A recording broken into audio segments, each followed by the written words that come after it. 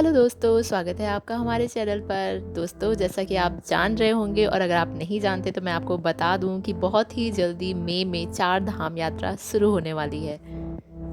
आज के इस वीडियो में हम चार धाम यात्रा के बारे में ही बात करेंगे। 2024 में चार धाम यात्रा की तैयारी कैसे करें, इसकी संपूर्ण जानकारी आपको इस वीडियो में मिल जाएगी, तो इसलिए आपको वीडियो लास्ट तक देखना ज़रूरी है।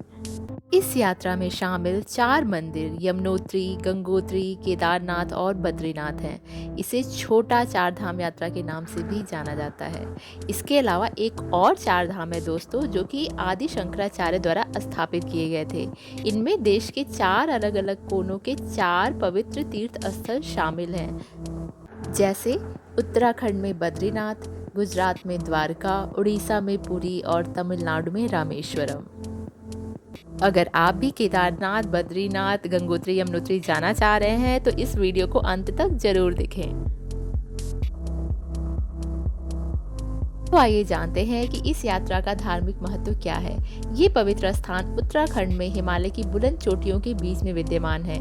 हिंदू धर्म में मोक्ष प्राप्त करना ही जीवन का गंतव्य माना गया है और ऐसा मानते हैं कि चार धाम यात्रा आपको इस लक्ष्य को पूरा करने के लिए एक कदम और करीब लेके जाती है।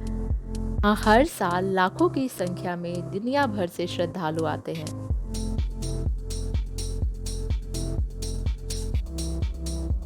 चलिए अब जानते हैं चार धाम यात्रा की महत्वपूर्ण जानकारियाँ। दोस्तों, ये पवित्र स्थल उत्तराखंड के गढ़वाल हिमालय में स्थित है। परंपरागत रूप से यात्रा पश्चिम की ओर से पूरब की तरफ की जाती है। इस प्रकार यह यमुनोत्री से शुरू होती है, फिर गंगोत्री, केदारनाथ और बद्रीनाथ में समाप्त होती है। यहाँ आवश्यक जानकारी है जो यात्रा की योजना बनाते समय आपको मदद करेगी, जैसे कि यात्रा आपकी सुविधा अनुसार दिल्ली, हरिद्वार, ऋषिकेश या देहरादून से शुरू हो सकती है। चार धाम यात्रा का बायोमेट्रिक पंजीकरण अनिवार्य है। Aadhaar card, voter ID, PAN card, driving licence या पासपोर्ट जैसे आवश्यक दस्तावेज आप अपने साथ जरूर रखें। और स्विस कॉटेज में शिविर सुविधाएं भी उपलब्ध होती हैं, जो कि मूलभूत सुविधाओं से सुसज्जित होती हैं। श्रद्धालुओं के लिए हेलीकॉप्टर द्वारा चार धाम यात्रा भी उपलब्ध है। बुकिंग की ऑफलाइन और ऑनलाइन सुविधा भी उपलब्ध है। जो लोग चलने में असमर्थ हैं उनके लिए पालकी, घोड़ा और पिट्ठू भी उपलब्ध हैं। यात्रा के दौरान गर्म कपड़े, जैकेट, दस्ताने, स्वेटर ये सब ले जाना ना भूलें। रेनकोट कोट भी अवश्य रखें और यात्रा के दौरान अच्छी पकड़ वाले आरामदायक जूते पहनें। पहाड़ों पर मौसम का अनुमान लगाना पहले से असंभव है, इसलिए आपको रेन कोट अवश्य रखनी चाहिए। यहाँ पर कभी भी बारिश शुरू हो जाती है। अब हम बात करते हैं कि चार धाम तक कैसे पहुंचा जा सकता है। चार धाम यात्रा या तो हरिद्वार या देहरादून से शुरू होती है। यात्रा शुरू करने से के दो तरीके हैं, सड़क के द्वारा और हेलीकॉप्टर के द्वारा। यहाँ पवित्र स्थलों तक पहुंचने के लिए जो जानकारी दी जा रही है वो आप हमारी स्क्रीन पर भी देख सकते हैं।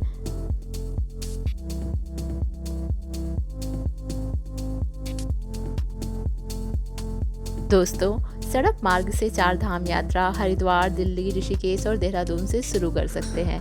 हरिद्वार रेलवे स्टेशन इन पवित्र स्थानों से सबसे निकटतम रेलवे स्टेशन है। हरिद्वार सड़क और रेल नेटवर्क के माध्यम से दिल्ली और अन्य प्रमुख शहरों से भी जुड़ा हुआ है। राज्य परिवहन और निजी बसें इन पवित्र तीर्थ स्थलों के लिए भी उपलब्ध हैं। तो ऋषिकेश, हरिद्वार और देहरादून से टैक्सी भी उपलब्ध हैं।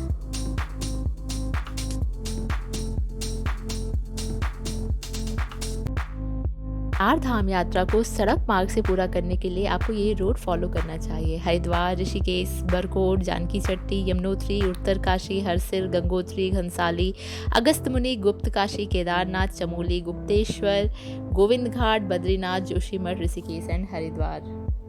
आइए अब जानते हैं कि हेलीकॉप्टर द्वारा यात्रा कैसे करें। सहस्त्रधारा हेलीपैड देहरादून से चार धाम के लिए हेलीकॉप्टर सेवा उपलब्ध कराता है।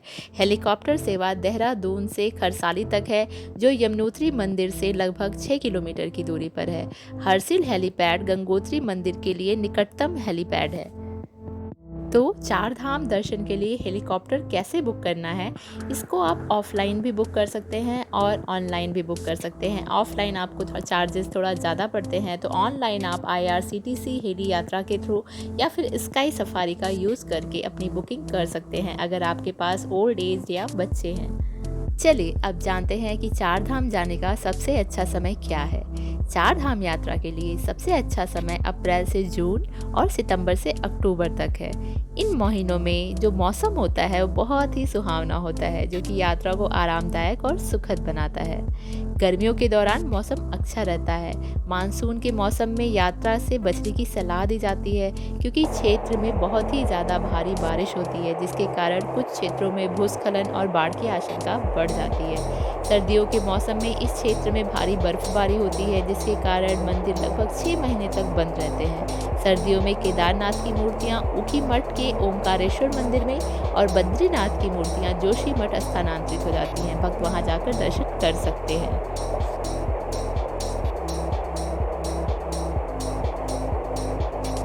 दोस्तों, सबसे ज़रूरी जो बातें हैं वो सबसे लास्ट में आती हैं। यात्रा के दौरान ले जाने वाली चीज़ें, क्या-क्या आपको अपने साथ ले जाना चाहिए।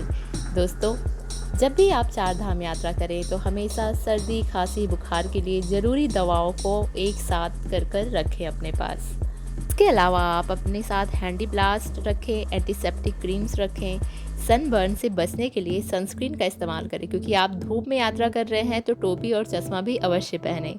और ऊनी कपड़े जैसे कि बॉडी वार्मर, स्वेटर, जैकेट, टोपी, सॉक्स एंड ग्लव्स भी ज़रूर लेके जाएं।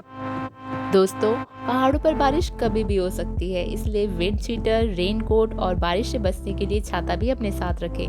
वाटरप्रूफ जूते रखें और वाटरप्रूफ बैग भी लेकर जाएं। और साथ ही बैटरी से चलने वाली टॉर्च और पर्याप्त बैटरियां अपने साथ लेके जाएं।